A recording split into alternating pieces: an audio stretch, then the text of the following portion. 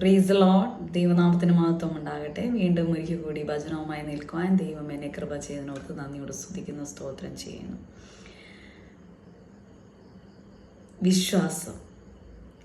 വിശ്വാസം കൂടാതെ നമ്മുടെ ജീവിതത്തിൽ നമുക്ക് ഒന്നും തന്നെ നേടുവാൻ സാധിക്കുകയില്ല. വിശ്വാസത്തെക്കുറിച്ച് വിശ്വാസികളുടെ പിതാവായ അബ്രഹാമിനെ കുറിച്ചാണ് നാം നേരത്തെ പഠിച്ചുകൊണ്ടിരുന്നത്. അബ്രഹാം എങ്ങനെയാണ് നന്മകൾ പ്രാപിച്ചു എന്നുള്ളത്. അബ്രഹാം വിശ്വസിക്കുകയും അനുസരിക്കുകയും ചെയ്തതുകൊണ്ടാണ് അബ്രഹാമിൻ്റെ ജീവിതത്തിൽ അനുഗ്രഹങ്ങൾ, നന്മകൾ നേടുവാൻ ഇടയായത് എന്ന് നാം പഠിക്കുവാനിടയായിത്തീർന്നു. വിശ്വാസം നമ്മുടെ ജീവിതത്തിൽ ഒഴിച്ചുകൂടാൻ കഴിയാത്ത ഒരു കാര്യമാണ്. ക്രിസ്തീയ ജീവിതത്തിൽ ദൈവ മക്കൾ എന്ന് അവകാശപ്പെടുന്ന വ്യക്തി ജീവിതങ്ങളുടെ ജീവിതത്തിൽ വിശ്വാസം എന്നത് ഒഴിച്ചുകൂടുവാൻ കഴിയാത്ത കാര്യമാണ്. നമ്മുടെ ജീവിതത്തിൽ നാം എന്ത് വിശ്വസിക്കുന്നോ അത് നമ്മുടെ ജീവിതത്തിൽ നടക്കും എന്നുള്ളതാണ് കാണുവാൻ കഴിയുന്നത്. നമ്മുടെ ജീവിതത്തിൽ നാം ഉറച്ചു വിശ്വസിക്കുകയാണ്, ഞാൻ അനുഗ്രഹം പ്രാപിക്കും, ഞാൻ നന്മ പ്രാപിക്കും എന്നുണ്ടെങ്കിൽ നിശ്ചയമായും അനുഗ്രഹം പ്രാപിക്കും. എന്നാൽ മറിച്ച് നാം നശിച്ചു പോകുമെന്ന് നാം ചിന്തിക്കുകയാണെങ്കിൽ നമ്മുടെ ജീവിതം നാശത്തിലേക്ക് പോകുവാനും നാം തകർച്ചയിലേക്ക് പോകുവാനും ഇടയായിത്തീരും.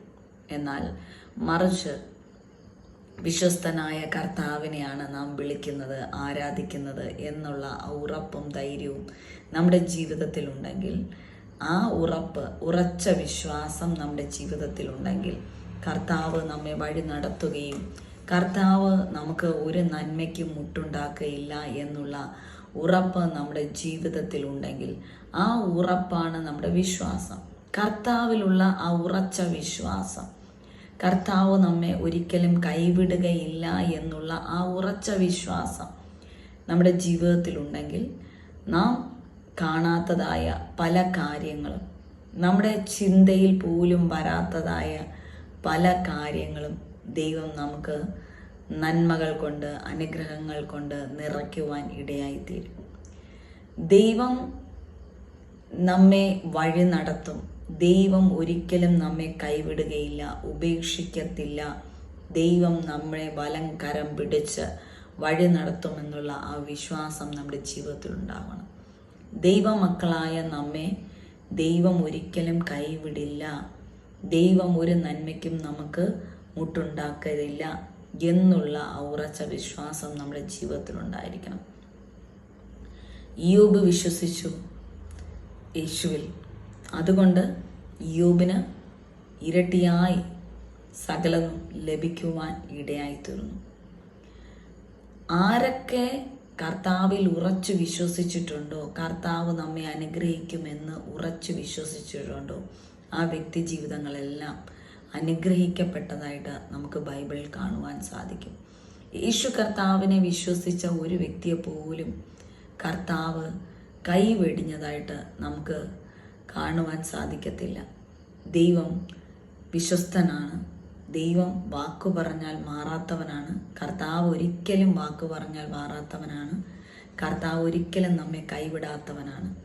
കർത്താവിൻ്റെ മക്കളെ കർത്താവ് തൻ്റെ മാറോട് ചേർത്ത് പിടിക്കുന്നവനാണ്. കർത്താവ് നമ്മെ കരം താങ്ങി നടത്തുന്നവനാണ്. കർത്താവിന് കഴിയാത്തതായ ഒരു കാര്യവും ഈ ലോകത്ത് ഇല്ല എന്നുള്ളത് നാം ഉറച്ചു വിശ്വസിക്കണം. നമുക്ക് പല പ്രതികൂലങ്ങൾ കടന്നു വരുമ്പോൾ നാം പതറാതെ ആ ഉറപ്പുള്ള കർത്താവിനെ നാം ഉറച്ചു വിശ്വസിച്ച് മുറുകെ പിടിക്കുകയാണെങ്കിൽ ആ പ്രതികൂലങ്ങൾ, പ്രതിസന്ധികൾ എല്ലാം തരണം ചെയ്ത് നമുക്ക് പുറത്തു വരുവാനുള്ള കൃപ കർത്താവ് തരുവാനിടയായിത്തീരും.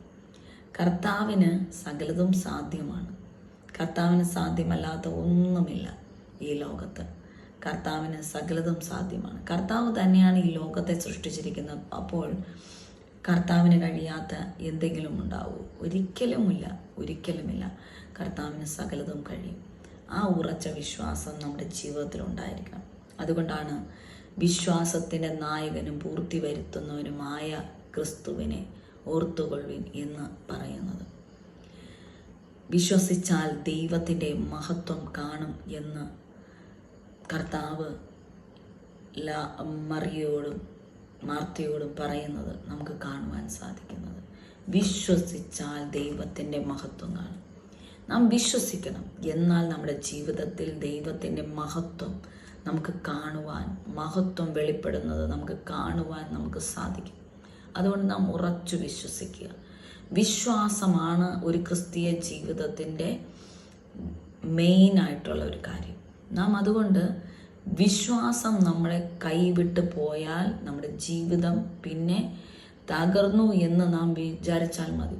അതുകൊണ്ട് ഒരിക്കലും വിശ്വാസം കൈവിടാതെ, വിശ്വാസം തകർന്നു പോകാതെ നാം ക്രിസ്തുവിൽ ഉറപ്പുള്ളവരായിരിക്കണം. അതിനായി ദൈവം നിങ്ങളെ സഹായിക്കട്ടെ. ആമേൻ.